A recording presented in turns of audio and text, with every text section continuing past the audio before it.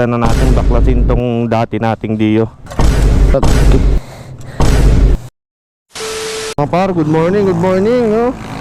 Pupunta tayo ngayon doon sa naggagawa nung dati nating Dio, yung tropa natin. Dalangan natin yung tools natin, no? Dahil mag-i-istibis na naman tayo. So, pahan nyo ako at punta tayo ngayon doon. Inausap ko kasi yun kahapon nung pumunta ako at dinalo ko nga sila. Sabi ko kung pwede bang ako na lang magbabaklas dahil kahit di naman ako marunong. Babaklas lang naman.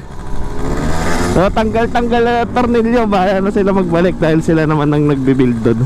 Balik tayo kayo doon, inagahan natin dahil mamaya may lakad pa tayo, no? Gamit na naman natin tong Dio nating 125. Dio ko pala dati ang pinapagawa ngayon ng may-ari. I-convert siya ng pang Dio Baha ba yun? Baha, Baja. Paano na kayo anong pronounce na yun? I-convert siya dahil bumili siya ng head ng Baha. So, sobrang mahal nung head ng Baha na yun. Hindi ito, yung dalawa, yung may ilaw. Ewan ko kung ipapa-repaint din yan, no? Wow, Giorno. Very nice. Parang gusto ko rin bumili ng Giorno eh. Pera na lang kulang. Oy, boss! Good morning! So yun, nakarating na tayo dito sa shop ni Boss Papong. At mga ngialam tayo ngayong araw. So ito yung babaklasin nating Dio. So convert nila ng Baha. Solid. So yun mga par, pisa na natin baklasin tong dati nating Dio. Dio na ngayon ni Boss Rafael, no? Una natin tatanggalin tong makina niya.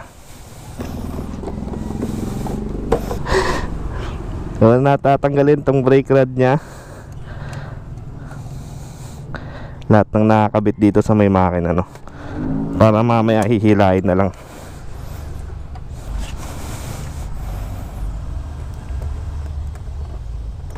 Tapos dito sa may carb, hihiwalay lang natin tong makina, no?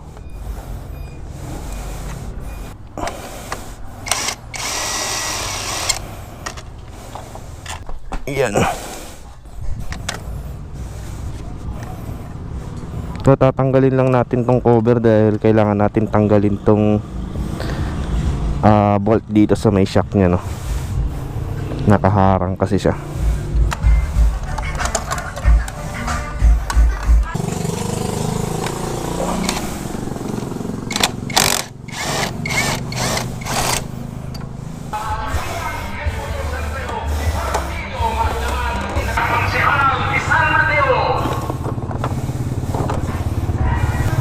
Konti na nga lang yung makina na hiwalay natin kasi nakabaklas na yung block nito.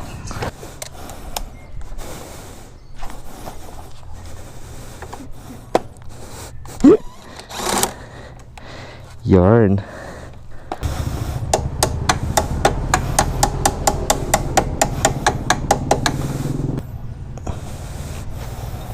Yan mga par, isang hugot na lang to matatanggal na.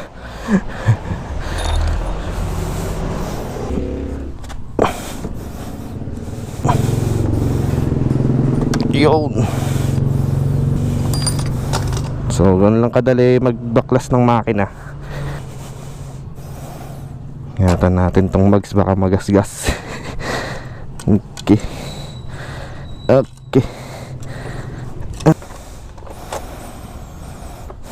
Mga par, last wire para may walay natin, no?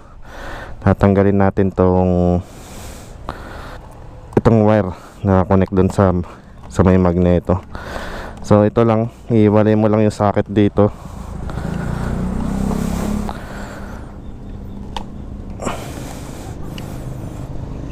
Boss, nagawan na kita ng trabaho, boss. Sobrang aga ko na dito, insan. So yun, iwalay na natin yung makina. Ganun lang kadali. Pero bahala na sila mag-set.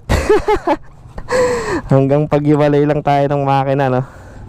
So ingatan lang natin di magasgas itong mga gamit ni bossing dahil mamahalin. Yan. Yun. Okay.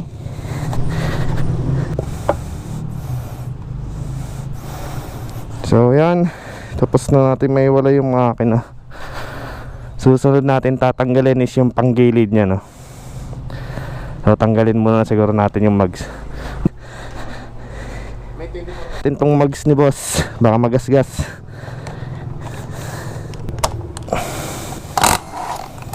Tsaka natin baklasin yung panggilid nya. Yun. Grabe oh, ganda ng TWPO. So pagilid muna natin to, baka magasgas. Diyan ka muna kaibigan. Pagilid lang natin itong mga natanggal natin para hindi magsiwalaan. Yan.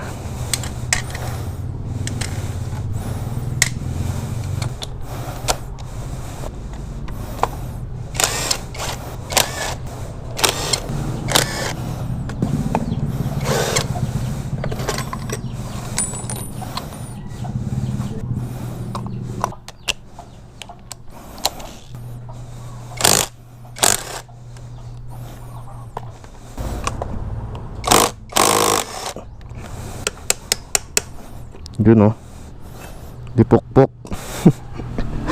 Yan lang diskarte pag mahirap tanggalin.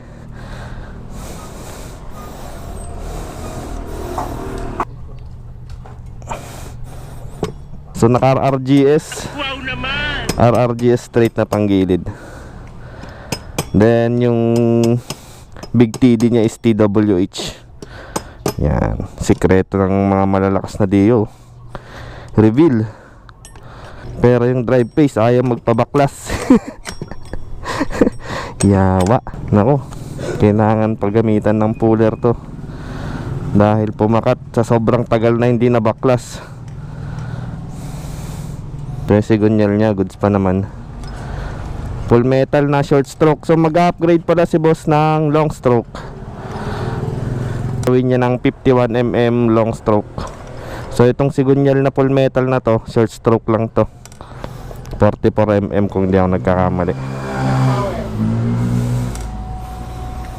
Tapos naka-gear to, ewan ko 1741 yung gearing nito. Nung 90cc pa lang siya. So yun, naiwalay na natin yung makina. Bahala na si Boss Pau. Dahil di natin mabaklas tong kanyang drive face, no. So bibili na rin natin tong crankcase nya at saka yung sigunyal nya. So papasama na ni boss yan. Tsaka tong starter, dahil bubuin natin yung isang Dio natin. Ito gagamitin natin. So yan, tapos na yung trabaho nating mang istibis. Bahala na sila boss dyan mag buo, no.